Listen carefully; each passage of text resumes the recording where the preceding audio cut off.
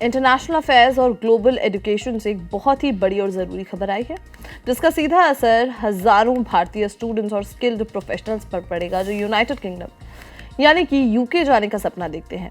UK सरकार ने एक नए इमिग्रेशन ओवरहॉल का ऐलान किया है, जिसका मकसद है इमिग्रेशन सिस्टम को और ज़्यादा सिलेक्टिव और कंट्रोल्ड बनाना। इस बदलाव का सबसे बड़ा फोकस है भाषा पर। अब यूके जाने वाले कुछ वीज़ा एप्लीकेंट्स के लिए ए लेवल इंग्लिश प्रोफिशिएंसी यानी कि एडवांस्ड लेवल की इंग्लिश ज़रूरी होगी। आपको सिक्योर इंग्लिश लैंग्वेज टेस्ट यानी SELT के थ्रू स्पीकिंग, लिसनिंग और रीडिंग और राइटिंग में अपनी प्रोफिशिएंसी साबित करनी होगी। होम सेक्रेटरी शबाना महमूद ने साफ कहा है, अगर आप इस देश में आते हैं तो आपको हमारी भाषा सीखनी ज़रूरी होगी और अपना योगदान देना होगा। स्टूडेंट्स के लिए दूसरा सबसे बड़ा झटका है पोस्ट स्टडी वर्क पीरियड में की गई कटौती यानी कि रिडक्शन। जनवरी 2027 से इंटरनेशनल ग्रेजुएट्स को अपनी पढ़ाई पूरी होने के बाद ग्रेजुएट लेवल जॉब ढूंढने के लिए सिर्फ 18 महीने यानी कि 1.5 साल का समय मिलेगा। ये करंट 2 साल की ड्यूरेशन से कम है।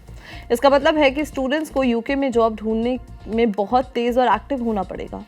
स्टूडेंट वीज़ा एप्लीकेशंस पर फाइनेंशियल प्रेशर भी बढ़ने वाला है। 2025-26 एकेडमिक साल शुरू करते हैं। इंटरनेशनल स्टूडेंट्स को वीज़ा के लिए अप्लाई करते समय ज़्यादा फाइनेंशियल रिजर्व्स दिखानी होंगी। ये मूव ये कंफर्म करता है कि स्टूडेंट्स यूके की इकोनॉमी पर बोझ नहीं बनेंगे, बल्कि ज़्यादातर इकोनॉमिक कंट्रीब्यूशन देंगे। अब बात करते हैं एम्प्लॉयर्स की। जो कंपनीज फॉरेन वर्कर्स को स्पॉन्सर करती हैं, उन्हें अब इमिग्रेशन स्किल्स चार्ज यानी कि ISC के रूप में 32% ज़्यादा फ़ी देनी होगी। इस एडिशनल रेवेन्यू को UK based workforce training programs में इन्वेस्ट किया जाएगा, जिससे लोकल टैलेंट को बढ़ावा मिले। लेकिन हर तरफ सिर्फ मुश्किल नहीं है। हाई स्किल्ड प्रोफेशनल्स और एंटरप्रेन्योर्स के लिए रास्ते खोले गए हैं। हाई पोटेंशियल इंडिविजुअल्स यानी कि HPI रूट में अब टॉप 100 इंटरनेशनल यूनिवर्सिटी के ग्रेजुएट्स शामिल होंगे और इसका एनुअल कैप 2000 से बढ़कर 4000 कर दिया गया है। ग्लोबल टैलेंट रूट में भी एलिजिबल अवार्ड्स की लिस्ट बढ़ाई गई है, खासकर आर्किटेक्चर, डिज़ाइन और क्रिएटिव आर्ट्स में।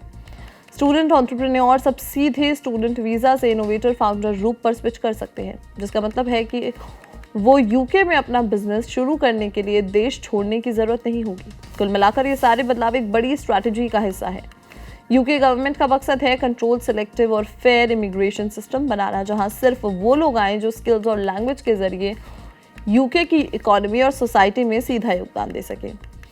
ये आने वाले समय में इंटरनेशनल स्टूडेंट्स और स्किल्ड माइग्रेशन के ग्लोबल फ्लो को बदलेगा।